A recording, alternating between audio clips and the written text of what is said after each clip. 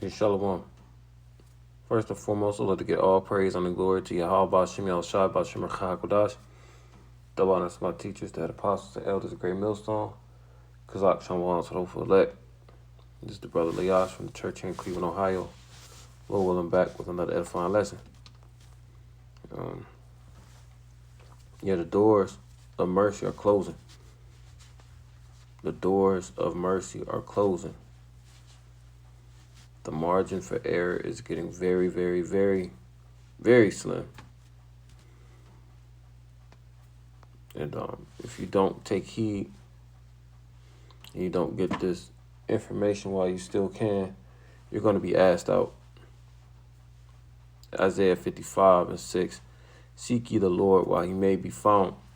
Call ye upon him while he is near. He is near via the prophets, starting with Apostle Tahar on down. Seek them via the YouTubes, going to camp, doing your lessons. If you're in the fold, and if you're outside the fold looking in, then you better get hip to somebody's page while the internet is still available. Verse 7, let the wicked forsake his way, and the unrighteous man his thoughts, and let him return unto the Lord, and he will have mercy upon him, and to our power, for he will abundantly pardon. So the wicked is talking about the wicked of our people, because the wicked Esau, Edom, they're not going to seek the Lord. The name of the Lord is dreadful to the heathen. Wisdom of Solomon 2 lets us know he's contrary to our ways. Malachi lets us know that he is the border of wickedness, so he's not forsaking his way. A lot of these precepts came out Saturday. Like an Ethiopian can't change his skin and a leper can't change his spot, so Esau and the other nations are not seeking the Lord. This is talking about the wicked of our people.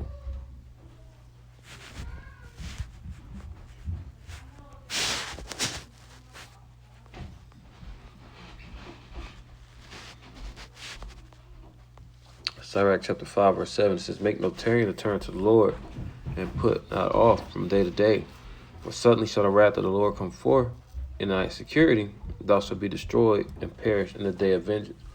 So we're not going to put off the Lord from day to day. You're supposed to do the things to make your calling and your election sure. And again, going back off the first precept that we brought out, know that we have but a short time.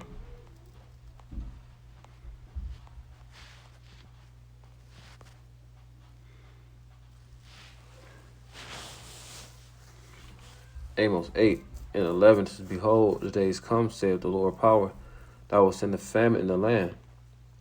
A lot of famine of bread, nor thirst for water, but of hearing the words of Yahweh Bashim Yahushua. So famine doesn't mean completely obsolete. It means scarce. The word of the Lord is going to be out there. That treasure is going to be hidden in earthen vessels still. Those earthen vessels are the elect of Yahweh Bashim Yahushua. Particularly the men, the teachers.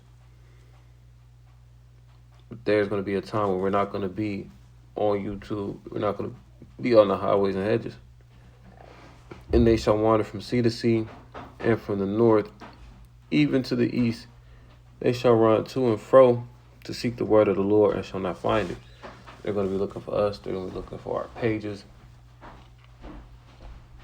They used to prophesy on such and such street. They used to do walking talks on this street. I know that tree anywhere.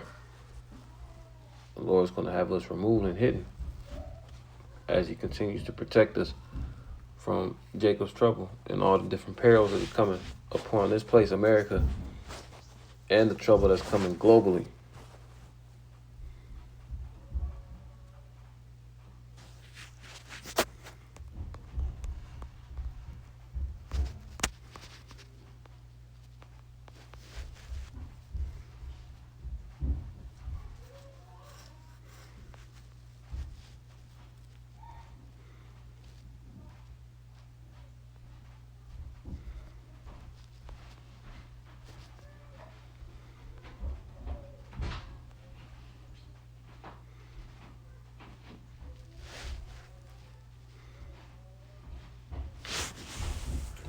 hold on.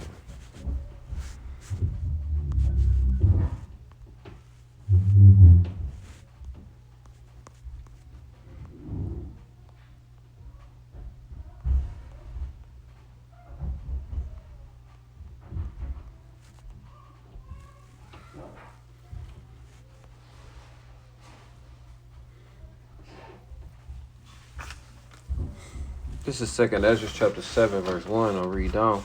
And when I had made an end of speaking these words, there was sent unto me the angel which had been sent unto me the nights before. And he said unto me, Up, Ezra, and hear the words that I am come to tell thee. And I said, Speak on, my power. Then said he unto me, The sea is set in a wide place, that it might be deep and great. And that sea that's set in a wide place is the kingdom of heaven. But put the case, the entrance were narrow and like a river. So in order to get there, it's a very small entrance. Who then could go into the sea to look upon it and to rule it? If he went not through the narrow, how could he come into the broad? And the scripture let us know there's only one way to get to the kingdom. We only have one way, and that's through Yahushua.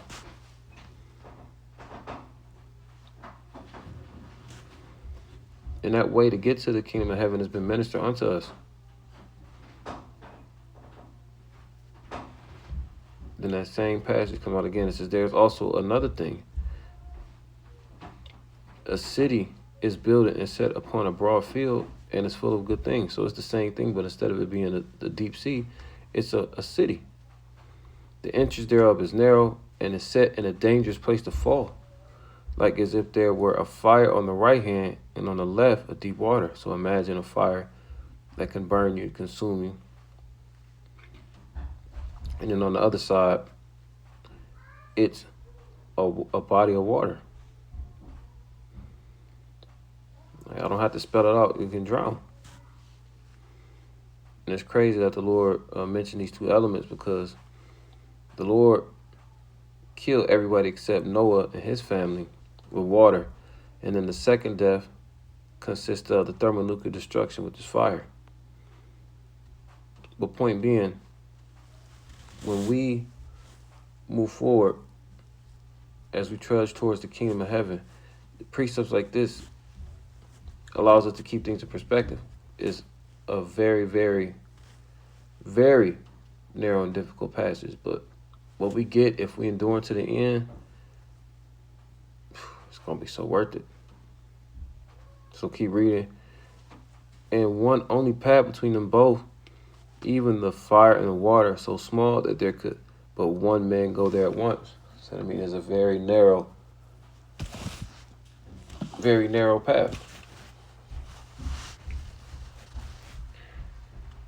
If this city now were given unto a man for an inheritance, if he never shall pass the danger set before it, how shall he receive this inheritance? Rhetorical question. You can't.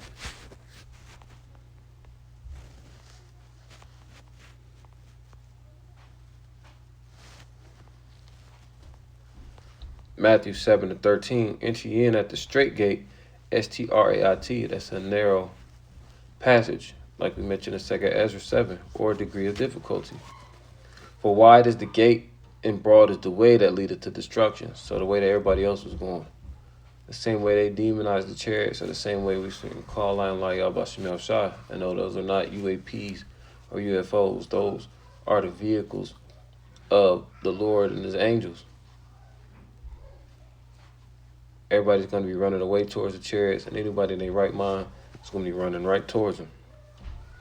Same way Esau Edom is uplifted in this society. You know, pursuant to Job 9, he was given that power, the fatness of the earth. The elect, the hopeful elect, fucking hate Esau. And everything that comes with him, whether it's Christianity, Moism, any form of Satanism.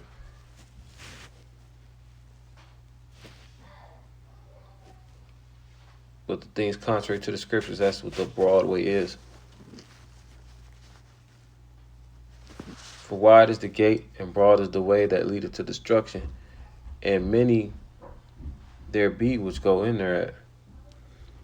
Because straight is the gate, and narrow is the way which leadeth unto life, and few there be that find it. Yeah, this is not a game.